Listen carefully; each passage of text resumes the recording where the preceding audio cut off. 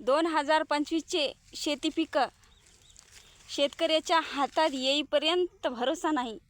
प्रत्येक पीक यावर्षीचं खूप चांगलं आलं होतं. मूग एवढे चांगले आले होते, पण ते पावसानं असा रोग पडला की एकही शेंग हाती लागली नाही. कोणाला शेरभर, कोणाला आदलीभर असे मूग झाले बघा. कापूस खूप छान आला होता. आता वेचायचं म्हणलं की पाऊस पडला. हे बघा, तूर पण खूप भारी आली, खूप छान आली बघा.